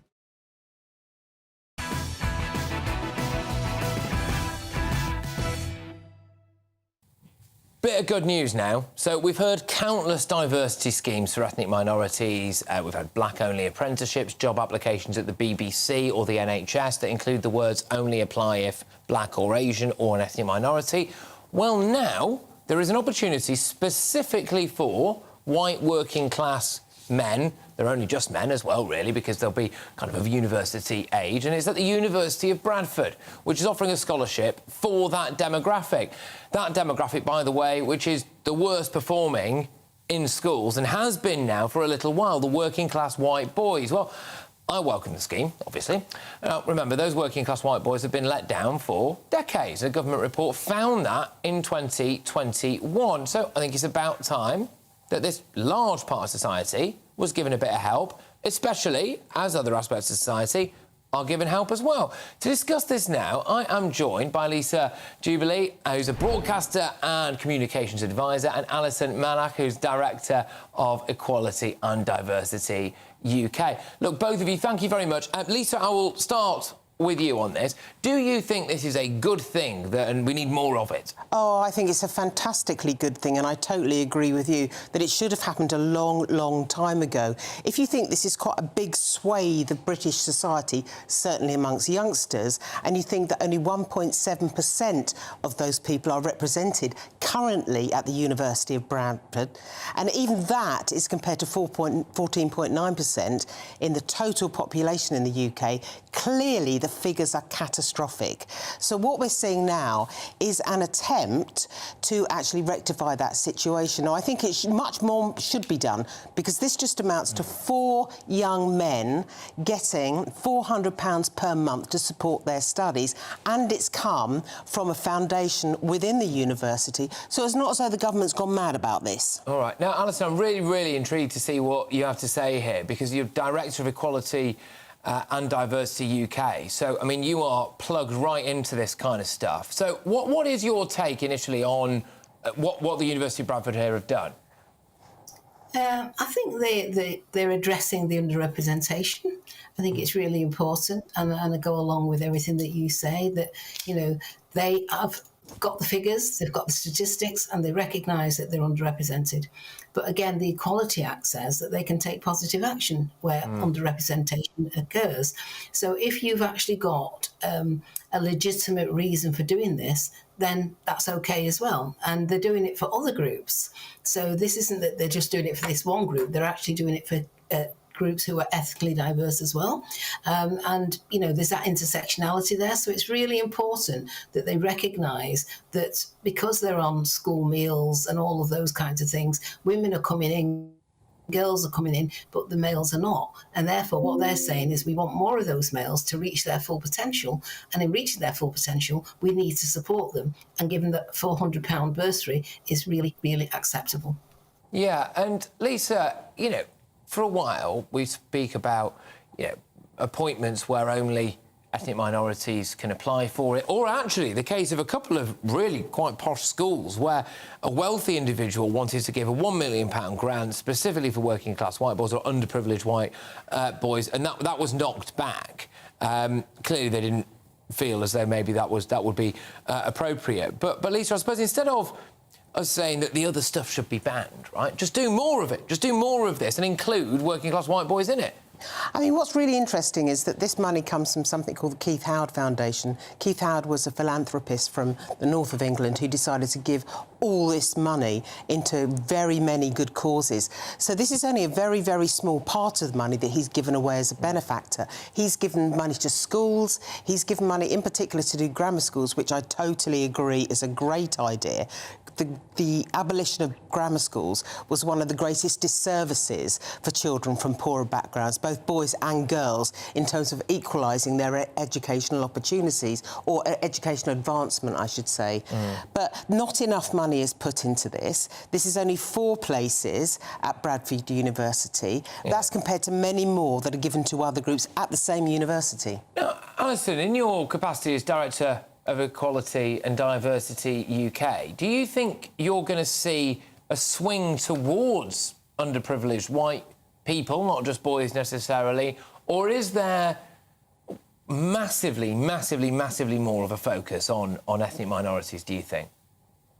I don't think there's more of a focus on any one group. I think that the transparency is really important because we've got equality legislation. The equality legislation says that we have to collect the data, analyse it, and then use it to plan.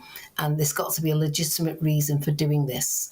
And that legitimacy has to be transparent. And therefore, the data is there, the statistics are there, and the university itself is saying, you know, we are addressing underrepresentation. And in doing that, we are collecting the data, we're analysing it, we're using it to plan. And therefore, whichever groups need that support, we need to put that in. I suppose, Lisa, it just begs the question, because this data's been out there for quite a while, right?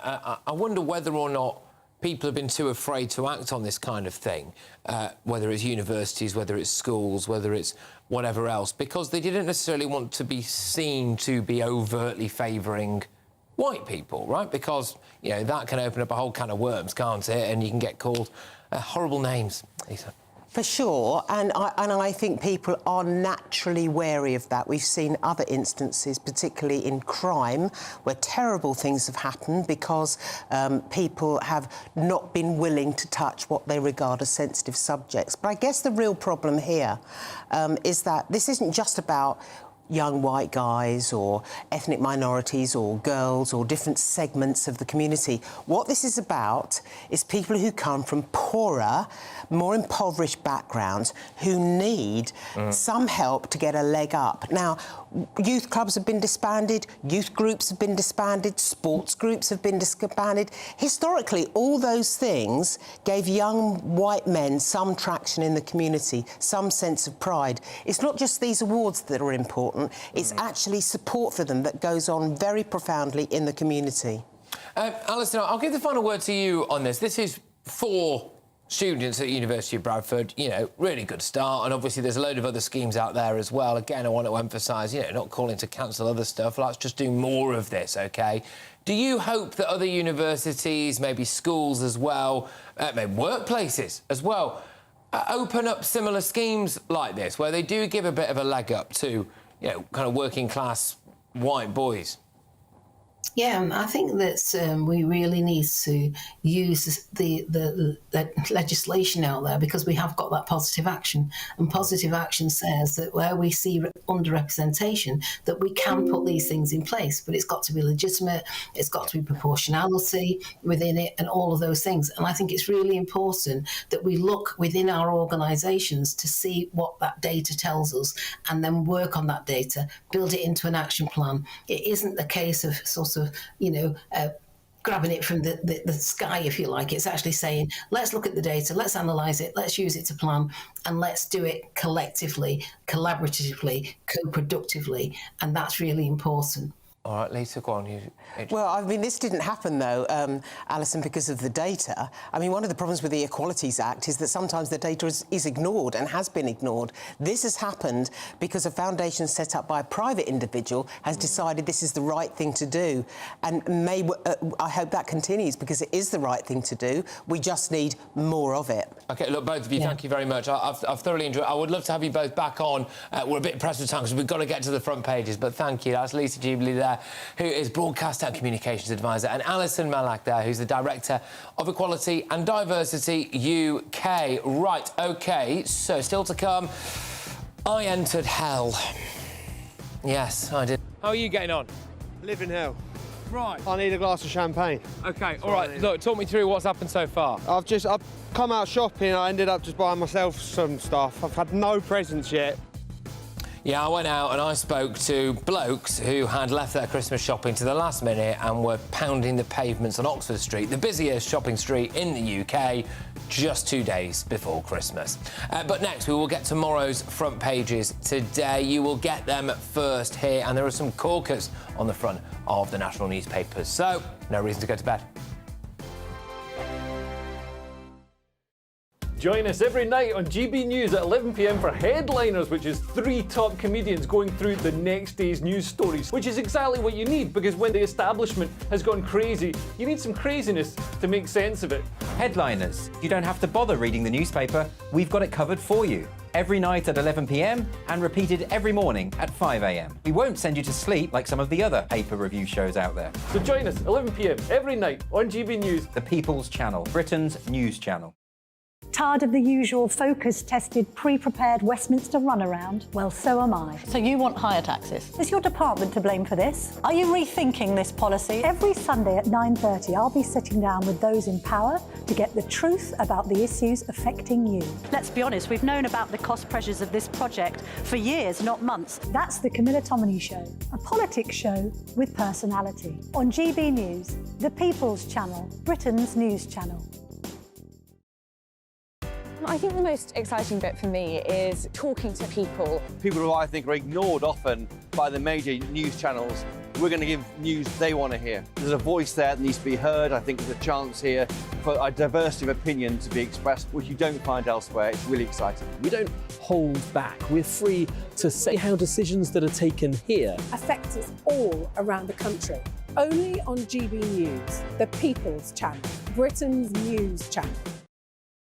Good afternoon, Britain. Good afternoon, Britain. Join us, Tom and Emily, To find out what's happening in the heart of Westminster. and why it matters to you. Weekdays from midday, we bring you the most compelling stories from across the United Kingdom. And from your doorstep to our inbox. That's right, we want to hear from you. GB News, Britain's news channel. Every Sunday from 11, join Michael Portillo. There'll be topical discussion, looking at the week before and the week to come. So kick back and relax at 11 a.m. on Sundays on GB News with me, Michael Portillo. GB News, the People's Channel, Britain's news channel. Your weekend starts here with Friday Night Live with me, Mark Dolan, 8 till 9 on GB News. Big stories, big guests and big laughs as we get you ready for a cracking weekend. That's Friday Night Live with Mark Dolan. Fridays 8 till 9 on GB News. Bring your own drinks. The admission's free. Big news, big debates, big opinion. Patrick Christys tonight is the week's biggest show. Every weekday, 9 to 11 p.m, we've got the inside track on the day's top stories. There'll be sharp takes you won't get anywhere else. We will set the news agenda, not just follow it, and I want to bring you along for the ride. Whatever it is, we'll have our finger on the pulse. It's news, but it's this close to entertainment. Patrick Christys tonight, 9 till 11 p.m, only on GB News, the People's Channel, Britain's news channel.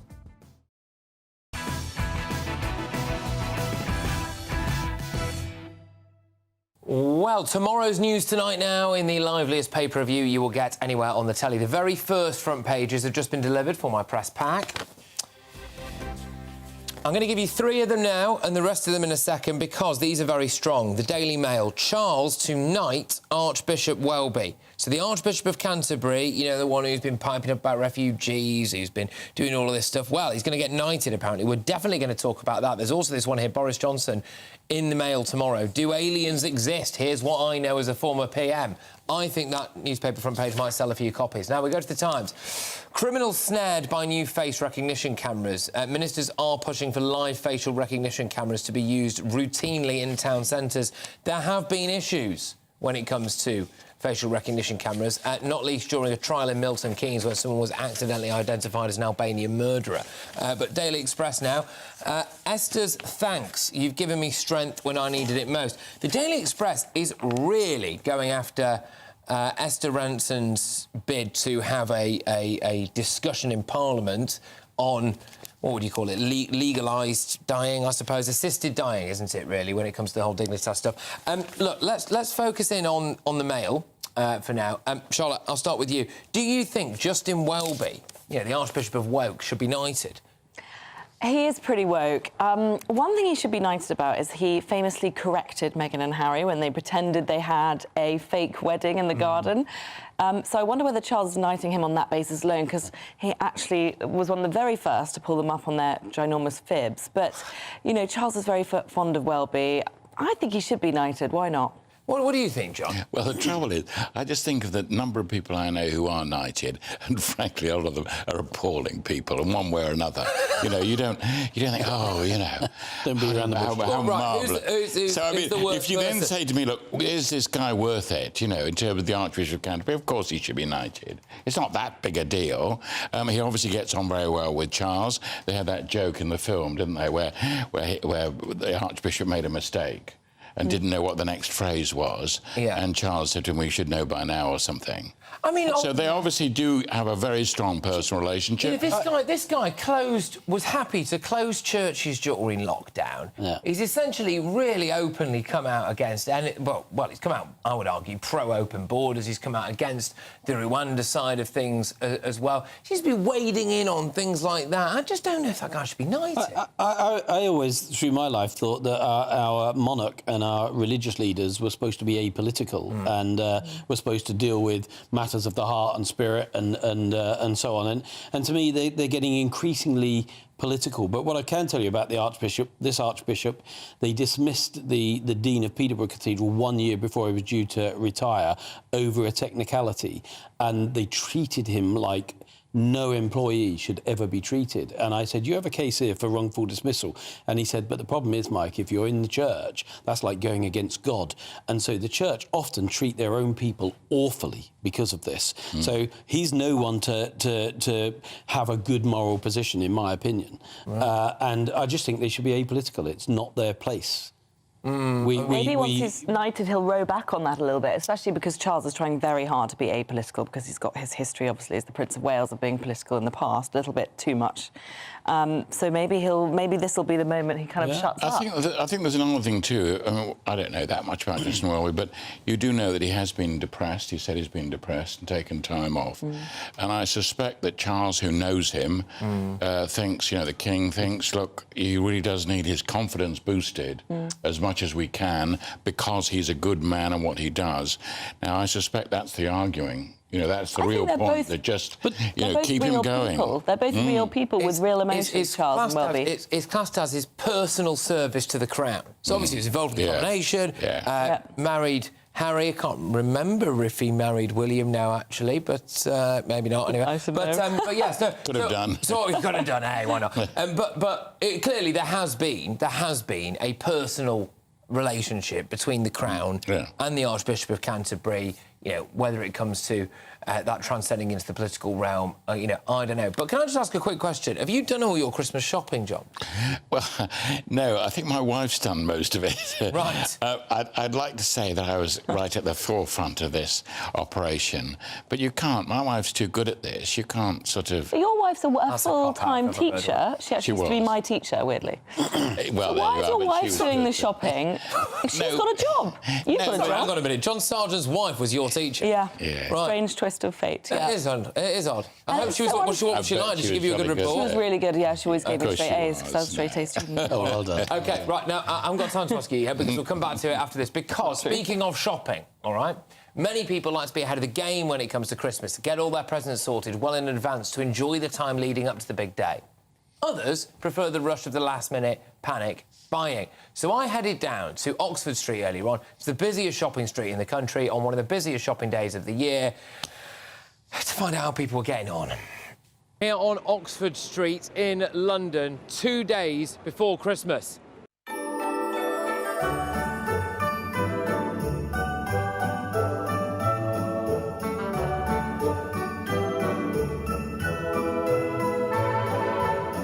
Welcome to hell on earth.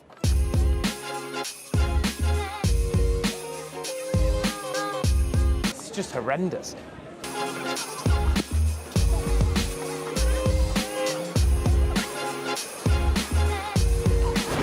Have you just been doing a bit of panic buying for Christmas? No, I was unsuccessful. Why? I was looking for vegan chocolate and a candle, and seemingly John Lewis had neither. OK, so what's the plan? The plan is to go back home, recoup, go again tomorrow. Every year it's the same thing that happens, like you forget, life gets busy and you're like, I got a family, I got a girlfriend, I got to get stuff for them. Panic buying before Christmas? No, I just came in to look for something, but it is a bit mad in there.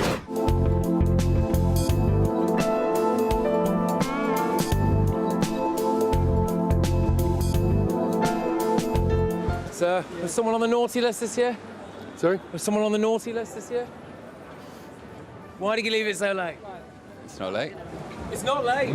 That's bold. Yeah, it isn't. 25th. I've done it. It's done. It's a shared panic.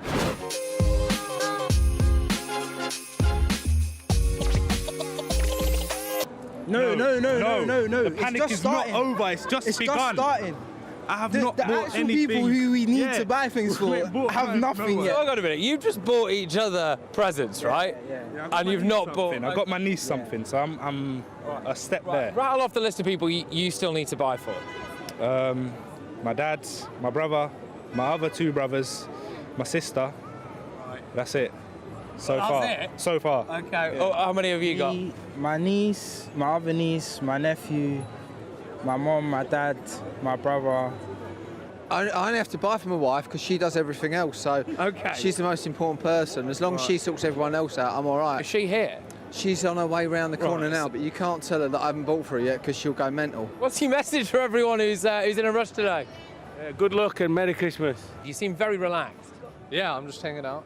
Yeah? Yeah, we're about to go in. Oh, you're about to go in? About to go in. We just got here. So you've not done all your Christmas shopping yet? Just some Gymshark stuff. OK, all right. Well, what's in the bag? Sweatpants and T-shirt. Is that for you? Yeah. So you've bought for yourself? Yeah. How are you getting on? Living hell. Right. I need a glass of champagne. OK, all right. Look, talk me through what's happened so far. I've come out shopping. I ended up just buying myself some stuff. I've had no presents yet, so this is it. Don't leave your shopping too late, yeah? Right. The one woman I spoke to there had done it all already. Everybody else, all the blokes, terrible scenes. You know, no one's got anything for the people that they love. And I must say, apologies to the man who I caught sneaking out of the lingerie shop there, but I couldn't resist. I mean, how organised are you? Right? I was hoping you didn't have time to come to me because I have. Normally I do shop for my daughters and my wife. This year my wife said, Mike, I know you're busy. Do you want me to buy my presents? Because I'll get something I want. Oh, God. So, which I feel really guilty about. So I did order something yesterday, which came today. But I think that sometimes she does better because I feel guilty and leave it to the last minute. But I see. Well, that's the theme that I got from Oxford Street today. People aggressively overspending in order to make up for lost time. Now, coming up, we will get the panel's Greatest Britain and Union Jackass nominations, and we will have a laugh at wokies at The Guardian who are still refusing to go into the office because they think they might have less time with their pets. Yeah, anyway, find out the ridiculous reasons why as well on top of that one, and, of course, find out what happened next in this clip. Come on, you got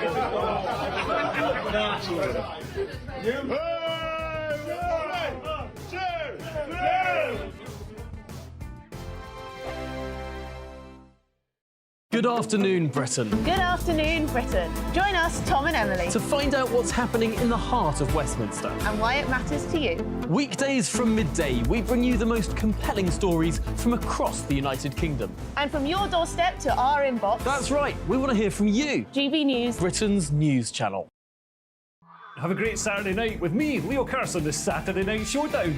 It's a crazy world out there, so come and make fun of it with me, my panel of comedians, and a couple of people who actually know what they're talking about. This Saturday Night Showdown is your front row ticket to the clown show every Saturday, only on GB News, the People's Channel, Britain's news channel.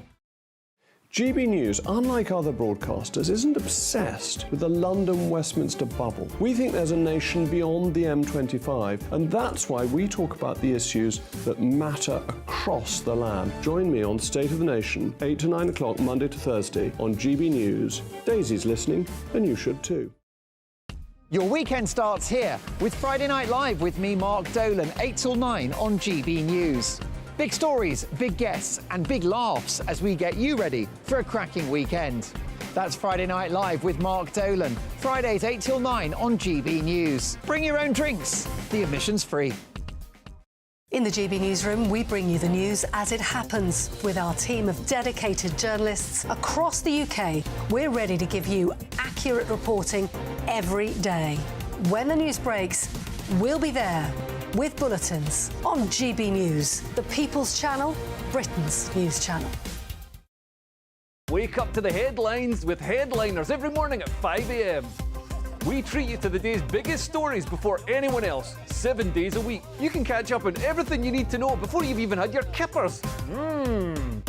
Headliners every morning at 5 a.m, only on GB News, the People's Channel, Britain's news channel.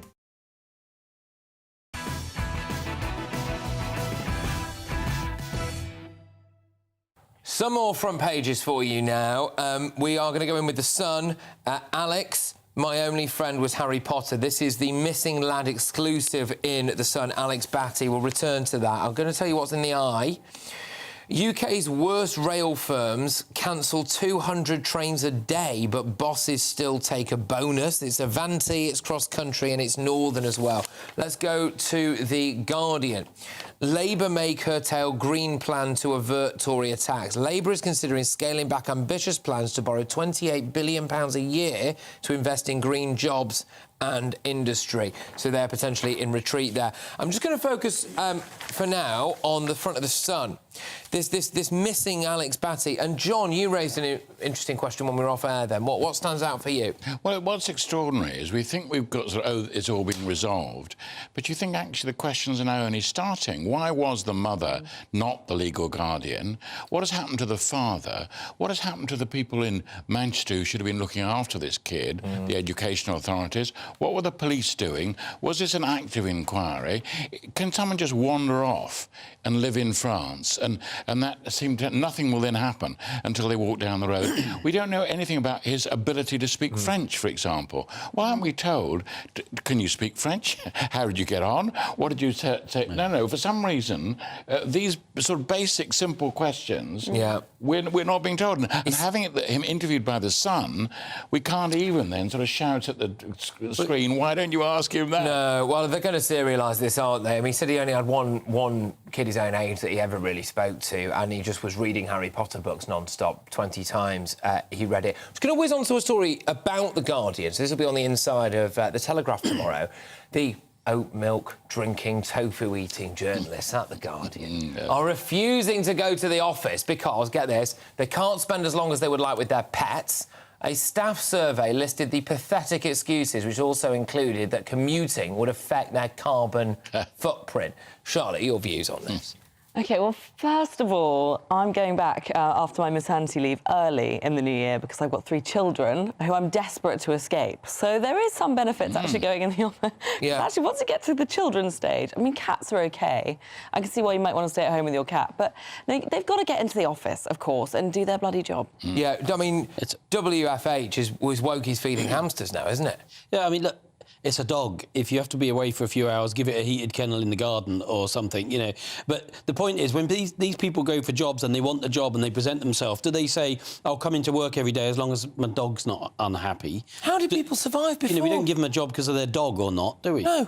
Oh, what about my carbon footprint? All right, what about unemployment? What about the dole? Yeah. You know, have that, as far as I'm concerned. Anyway, it's Christmas, and there's plenty of drinking taking place, although not for me, sadly.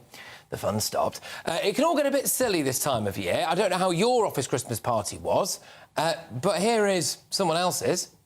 With the ball. Oh, I knew it. You got this. One, two, three.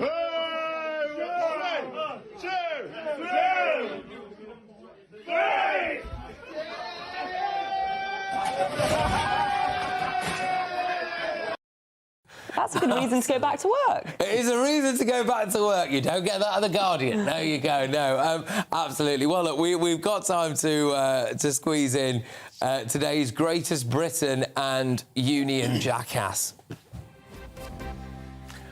All right, so, John, I'll start with you. Your Greatest Britain? Esther Ranson.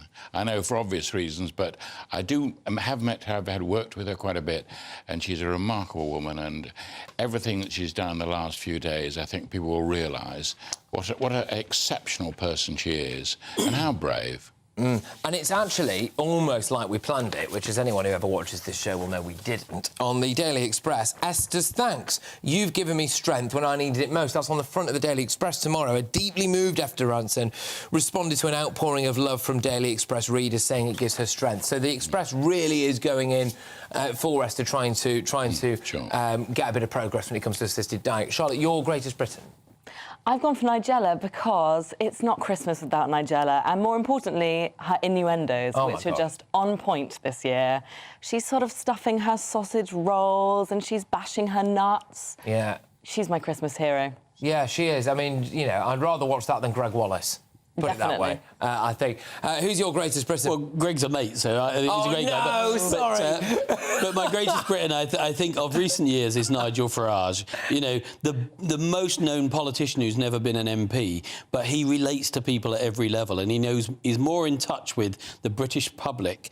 The woke are going to be going crazy now, but he's more in touch with most of the British public than any politician that I know. Yeah, no, indeed. And also, sorry, Greg, it was the first lazy example that came to my head. I think you're all right, actually.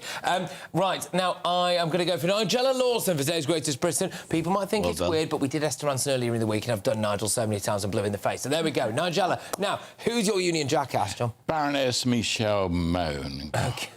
What a dreadful... that explanation that she had to lie to the press, but that didn't matter because she told everybody else what she was... Oh, no.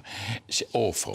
Zero. Zero. So, OK, it is probably worth noting for everybody. We ask our panel to pick their Union Jackasses and Greatest Britons in the day. And actually, if we're being honest, I think all of you really went for Michelle Mone, and we had to mix it up a little bit. Charlotte, you've not deviated that much, have you? No, well, actually, I came up with this all on my own. Okay. I didn't just copy John. It's Michelle Mone's husband's shirt. It's an object. And it bulged out. Let's get rid of the strap. Let's get rid of the strap at the bottom. Ill-fitting. He's got all our money, and yet he couldn't afford to buy a decent shirt. And, I mean, it's That's a billionaire's shirt, ladies and gents. OK. That's not what I want to see. Mike, who's your Union Jackass? It's got to be Sadiq Khan. You know, I mean, a lot of people think his ULEZ thing is about bringing in nice small cars that don't damage the environment.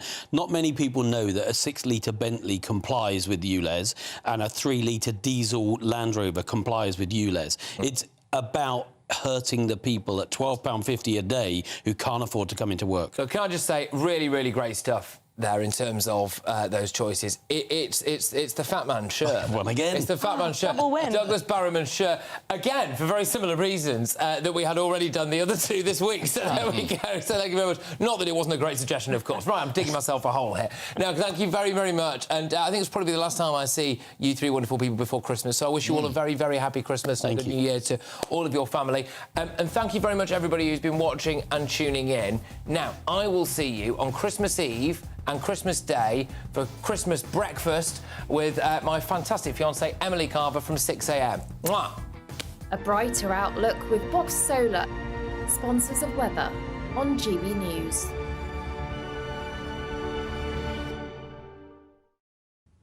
Evening, I'm Alex Deakin. This is your latest weather update from the Met Office for GB News. Most places having another mild, cloudy and fairly windy day tomorrow. Particularly wet, though, across parts of Scotland, where there are warnings in place. A snow warning across Shetland already, but another snow and ice warning coming into play this evening over the northeast of Scotland. Some heavy snow here, making for some tricky driving conditions, particularly for tomorrow morning. Heavy rain then sets in across western Scotland. Elsewhere, it's just a generally cloudy night and a breezy night and a very mild night as well. But a wet start across Scotland tomorrow. Heavy rain in the west and some heavy snow for a time across the northeast, even down to lower levels for a time. So as I said, that could cause some issues. The rain lasts all day in the west. Could also cause some disruption. Patchy rain for southern and central Scotland, later for Northern Ireland and Northern England, but a good part of England and Wales just dry and cloudy. Some brightness in the east, could see temperatures into the teens. It is mild, 11 or 12 Celsius, even where it's grey. Quite blustery on Christmas Eve. Gusty winds over northeast England and later northern Scotland. We have Met Office yellow warnings in place and a warning for the rain across parts of Wales. That'll probably sink south through the day. Some brighter spells, but for many, Christmas Eve weather doesn't look brilliant. Again, though, it will be mild, with temperatures getting into the teens across parts of the east of England, where we see any sunny spells. Christmas, then, looking fairly mild but damp. There will be some colder weather across Scotland, where a bit of snow is possible on the big day across the north. That warm feeling inside from Boxed Boilers, sponsors of weather on GB News.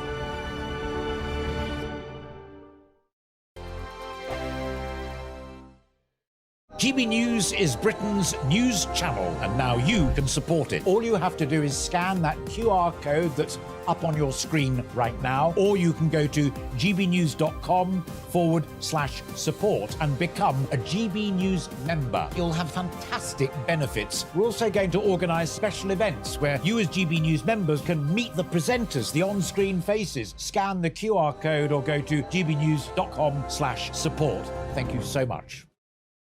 Big news, big debates, big opinion,